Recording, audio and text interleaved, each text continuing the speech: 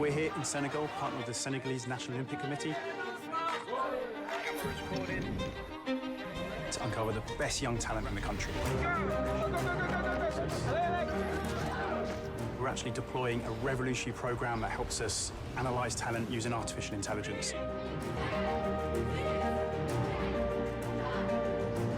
This is something that's never been possible before.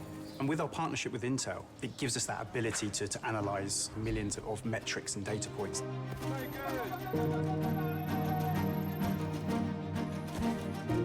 And those metrics identify talent. Being here really allows us to see how this technology can change lives. We know combining sports and technology has that power to do that. It has a massive impact across the country and the ability to really change the future of so many young people.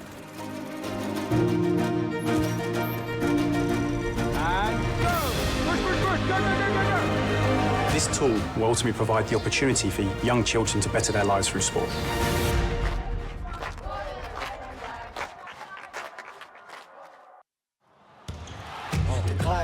We cannot be stalling. We pulling up hard. One shot, one chance. I gotta go all in. You know what it is. I gotta get it. You know what it is. I'm bound to win it. You know what it is. You know what it is. You know what it is. You know what it is. I gotta get it. You know what it is. Get down on business. You know what it is. You know what it is. Hang time, shake, hang time, we hang time, shake, hang time, we up. Gotta stay up, way up.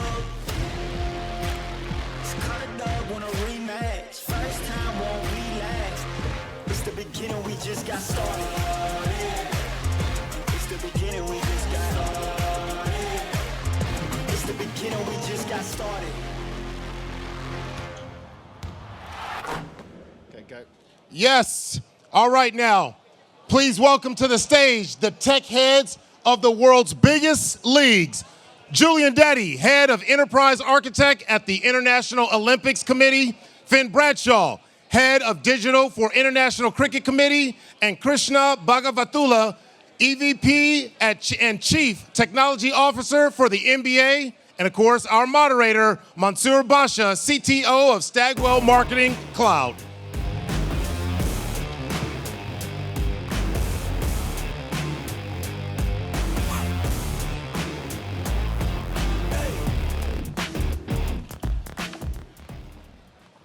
All right, thank you, Akbar. Great to have an interesting panel here, the first of panel, and we are talking AI. It's going to be an interesting set of questions from my side, and as you guys saw in the videos here, quite a bit of work done by the IOC as well as by the NBA. So I'm just going to kick off the panel with asking, what's up with AI with you guys in these videos, or even in general? Can you educate the audience here on what's happening in AI? Sure, I can go. I mean, how about that dunk score, right? So I guess, well, you know, I guess the foundation of AI, at least for us at the NBA, is data, right? Like all good AI is built on a strong foundation of data, and that's what we're trying to do. We measure everything around the game. It's player movements, it's ball tracking. I think the video just showed that we have about 14 cameras. These are high frame rate cameras around the arena in the rafters. And these are used to essentially measure the XYZ coordinates of the players, the ball, and then they're analyzed by a machine. So essentially a machine has been taught the game of basketball. We collect these millions of data points at every game. We analyze that, and we use that to do a few different things. You know, feedback to the players and the coaches, try to figure out how to enhance the fan experience with the data, and also use it for performance tracking, right? So nice. lot of data, insights, actions, things like that. So Julian, how about that video which you showed on Senegal? That was quite interesting. It was a different take. Absolutely. What we're trying to do at the Olympics is have a more ethical stance on delivery of AI. This was one of our programs where we're trying to make the technology as simple as possible so we can take it absolutely anywhere. So literally on a mobile phone and some battery sensors, we're able to take the pictures of the kids. We can then upload it into the cloud and then use the AI to crunch to give the data. But this is just more than the AI and the talent ID that we're trying to do here. We're also trying to engage children, kids everywhere. So that's the sort of program. Nice. So, Finn, how about you guys? What takes you? I know we'll show a video a little bit later on, but can you talk about what's happening in cricket? And for the people, before you start, tell them what cricket is. Well, France is one of our bigger countries in Europe from a cricket perspective, but it's still very small. I mean, cricket's got some inherent advantages, but also they bring challenges in that we're really fortunate to have a massive global audience. Obviously, a lot of people who've come out of India, Pakistan, Sri Lanka, Bangladesh, places like that, but they live all over the world. And so, but you can make the mistake of sort of thinking every cricket fan's the same. And so our challenge always is, how do you create compelling content for such a large scale of people? And then there's other challenges. The cricket ground itself is quite large. So, where AI, I think, is really going to help us is to be able to just dream bigger in terms of the scale of how we can capture information, as Krishna said. So we just had a match in London, and that was our biggest ever setup. We had 48 cameras in there, capturing a whole range of different data, different levels of quality, and then that's distributed back. And then our broadcaster in India creates 20 different feeds out of that, like different languages, vertical feed, kids watch along, all of that sort of stuff. And because AI isn't something that's happened in the last 12 months, right? But the increases in technology has just enabled us to even consider doing that stuff at scale. And, the way I see it, it's just going to accelerate enormously. Awesome. So that's great that you kind of stepped into my next question. And probably, Krishna, you can kind of start into what are the applications you're seeing of the AI being used in the NBA? What are the new things which you're seeing, which you're focusing on, especially in the past few years with generative AI coming into the picture? Sure. I will say that I guess as Finn and Julian will agree, right?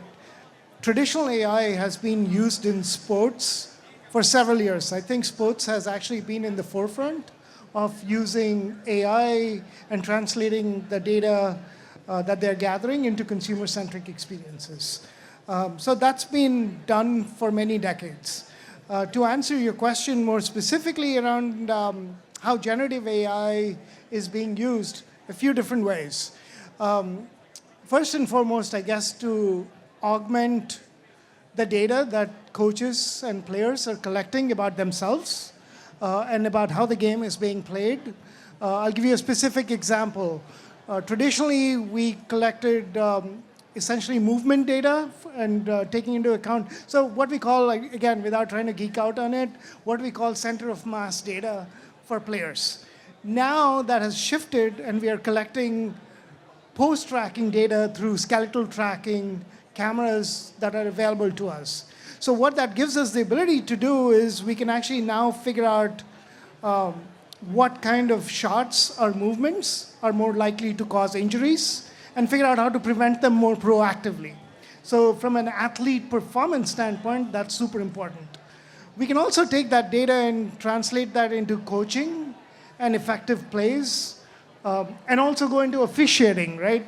For instance, establish very deterministically where a player was on the court and translate that into a more accurate officiating decision. Finally, there's also the ability to augment the consumer experience, right? You can create amazing graphic overlays using the data that you're collecting through AI. Specific example, we have a product called NBA Insights. So essentially what we do is we collect data around the game as it's happening, and we create commentary through that data and feed that back to the end user as the game is happening. So that's just, drives more engagement, creates a more loyal fan, again, because we're able to hyper-personalize that experience through the experience that we are giving back to the consumer. So is there similarities for you, Finn, in cricket as well? It sounds like a lot of those same applications or use cases can be utilized for you guys.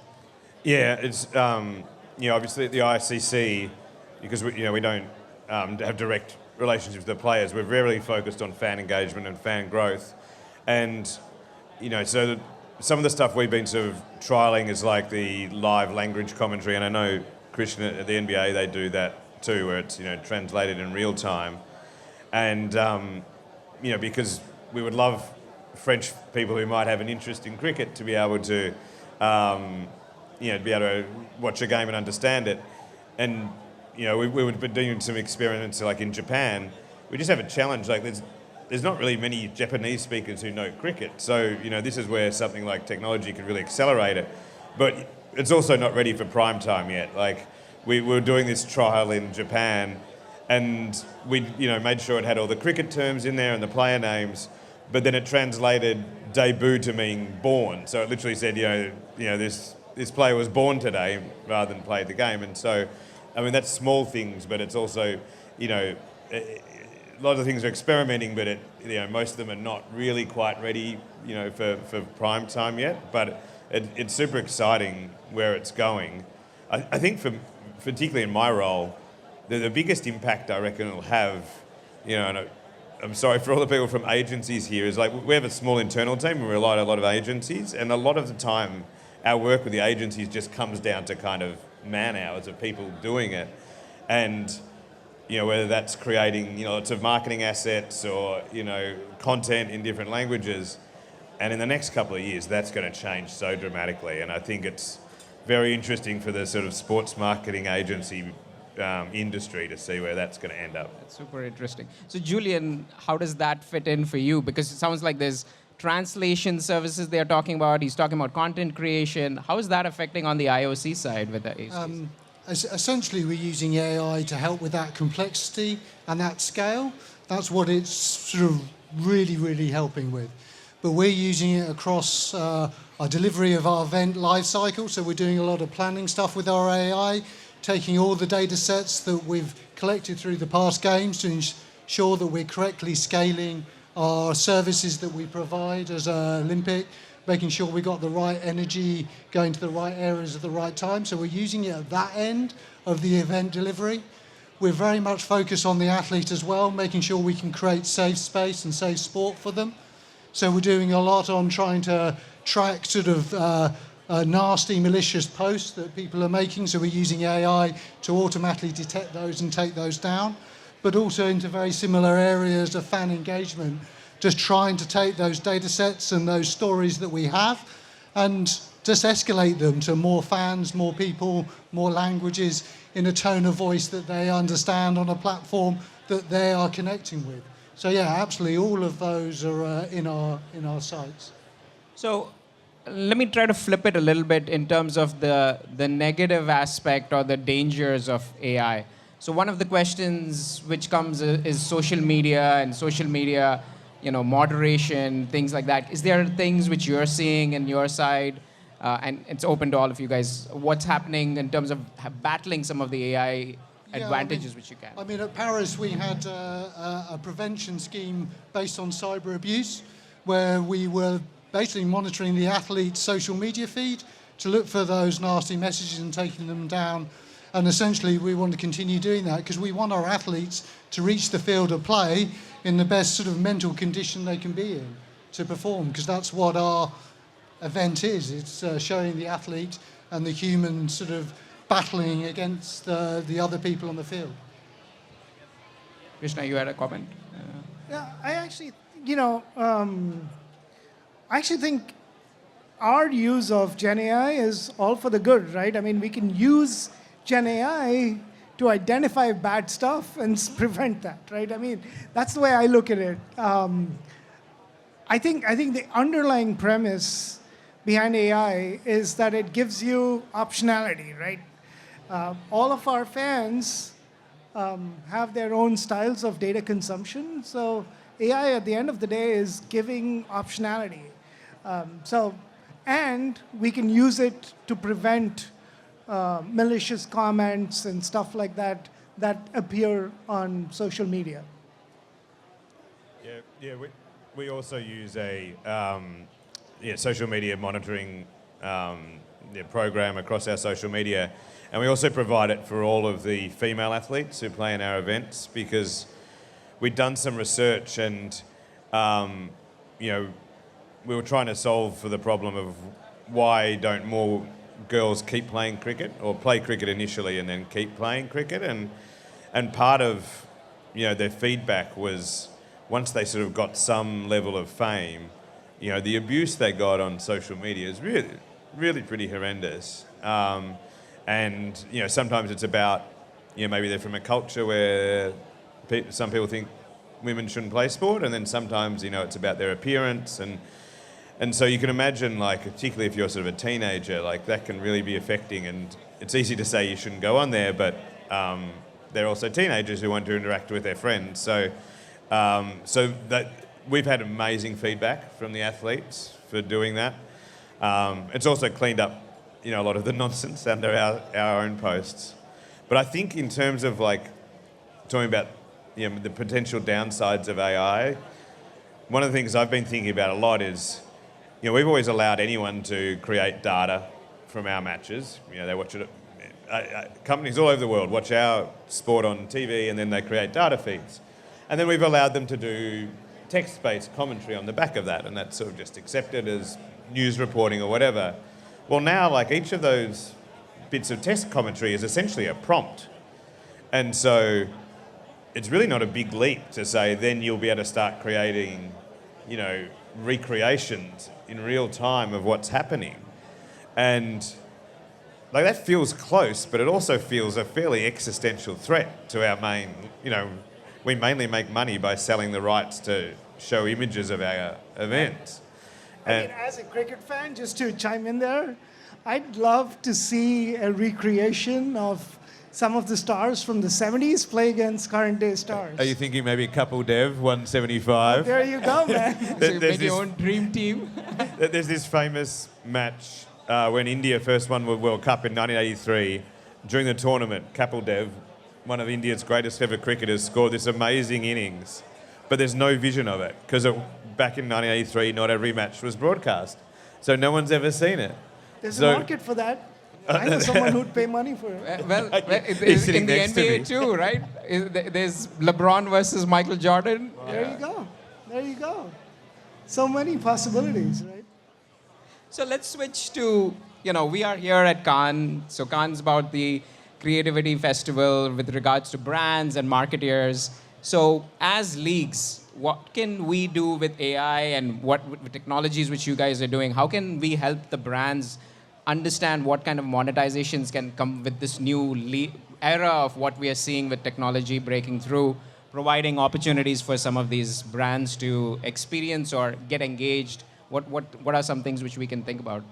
Something I will say is that with Gen AI coming, it is going to change significantly the way that people get and see content.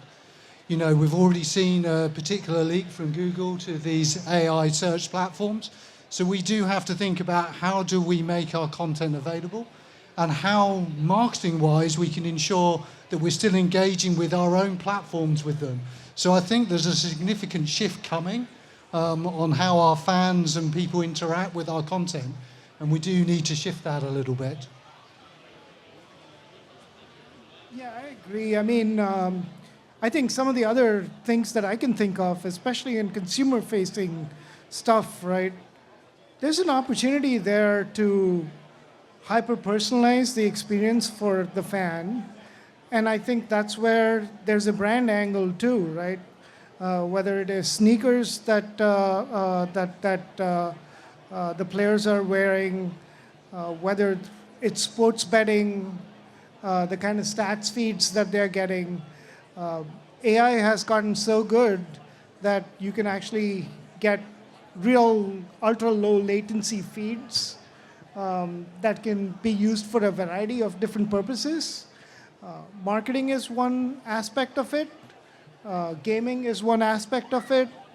And then there's also just pure old fan engagement, right? As I always say, even before Gen AI or AI came into the picture, I've always maintained that there's a very thin line between a data nerd and a sports fanatic, right? They're both really obsessed with data and stats. So I think there's an opportunity there to really talk to that sports nerd who's also a data nerd and use data and AI to target them for stuff that really interests them.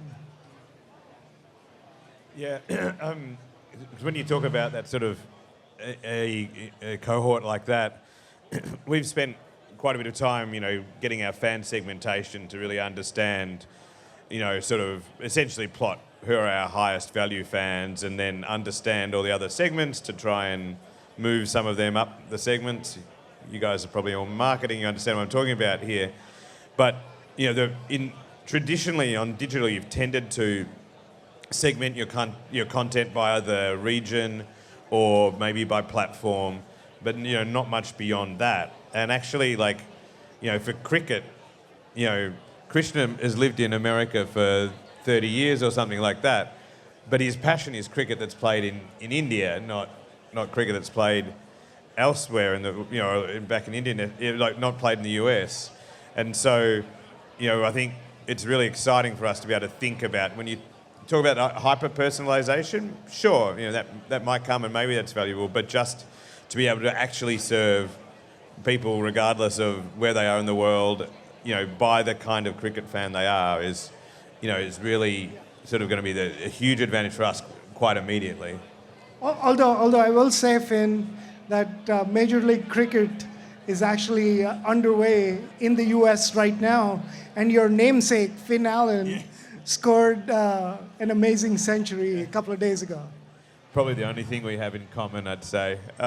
Krishna knows more stats about cricket than you, Finn. No, I wouldn't get into that thing. But again, and I think it is interesting to sort of think about, we tend to sort of, think maybe still a bit linearly around how AI might be beneficial about speeding up workflows. But as you're, talking, one of our big challenges in the US is there's a lot of people like Krishna who still love the games, but it's your kids. Like, how do we make sure that they still have a connection with cricket? And one of our challenges is there's not a good cricket game at the moment. We're trying to solve that. But when you start talking about how AI can help that gaming sort of side of things, I think so much of sport, sort of fan engagement, will become this kind of convergence of fantasy, gaming, highlight clips. There's going to be a real blurring of it. I have a 9-year-old boy, and he spends half his life, or more than he should, in a virtual world, and things that happen in that world and things that he achieves in that world are almost as relevant to him as the things that happen in the physical world. And we need to be able to think how we can create those experiences. And again, it's often been slow and a big cost for maybe a potential payoff. And I can see the ability to spin up these very specific sort of virtual experiences, again, can really probably open our mind to what we think fan engagement is like.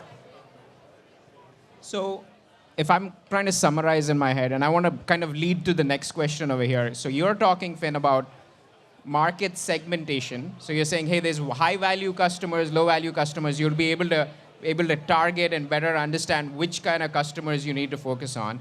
And then you're saying, based on that segmentation now with AI, we'll be able to do better hyper-personalization. But I want to ask a much more deeper question is, how do you get butts on seats? Which is the more important point, which is all of you sitting here, that's your main KPI, I presume, right? The ROI for the leagues is how do you get more butts on the seats, which you're talking about is like bringing in the next generation of people. So what are those new ideas which brands can help you, or who are the people who can help you try to get more butts in the seats? Yeah, I mean, cricket has some challenges from where a lot of cricket is played throughout sort of even India, but Pakistan, Bangladesh. Not heaps of connectivity at the stadium. Like I always, the case studies that come out of the US around how they can use technology to really enhance people's match day experience by, I don't know, telling them where to park and upselling them and doing all that sort of stuff. Honestly, a lot of our stadiums in India are just happy if you can get some kind of signal in there, and often you can't. So the that's sort of that's to the side. But the I think a lot of sports' future revenue is going to come out of delivering extra experiential offerings.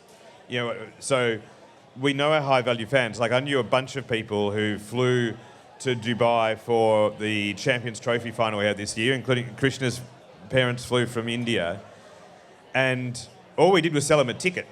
We know who they are, we know they were coming, and we sold them a ticket to the game, and so it was like, all the best. Hope you had a nice time.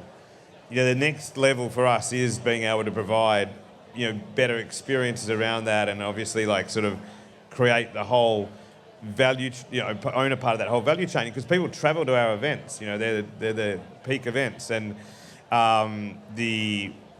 so helping us create more of that, because the media rights valuations are going to change. Like, sports are going to be under a lot of pressure, and so knowing that data and creating great experiences and making sure they're delivering what people want. And again, the increase in technology just means you'll be able to do that faster and quicker and more effectively. I mean, it's the same for the Olympics in a similar way. It's just engaging with the right customer, with the right content at the right time.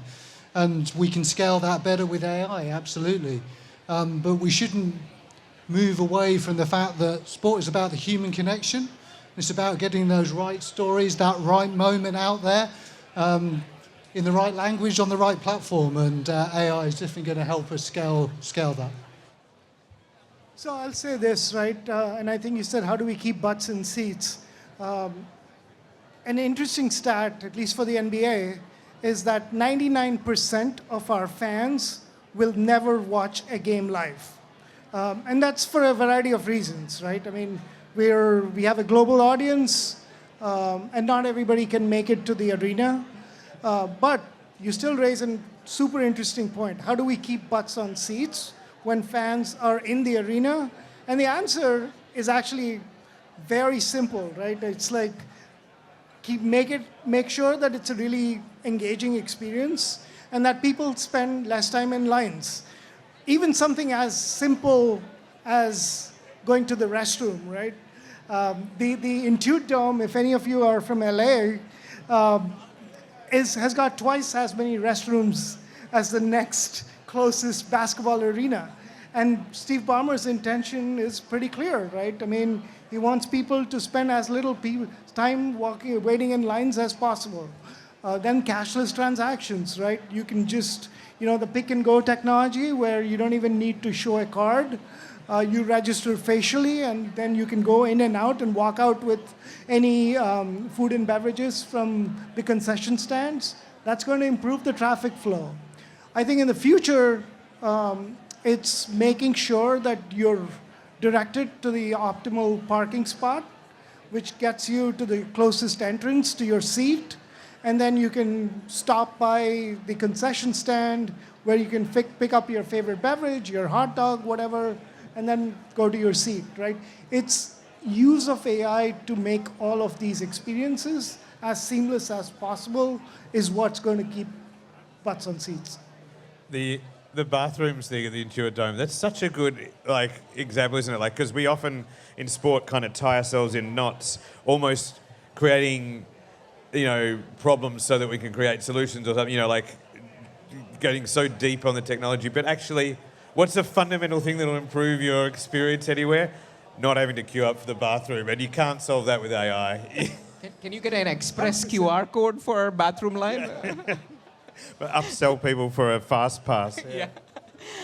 Okay, that gives a last question from my side, which is, the future of AI, right? So we saw probably a couple of months ago in China, there was, a half marathon where humanoid robots were running alongside humans over there. What do you guys see in terms of where, what people are talking, which is totally out there concepts? For at least for the marketeers, what should they be considering when they're thinking about? Because we talk a lot about data and the things which you can help in definitely improving the fan experience and things like that. But what else can we anticipate?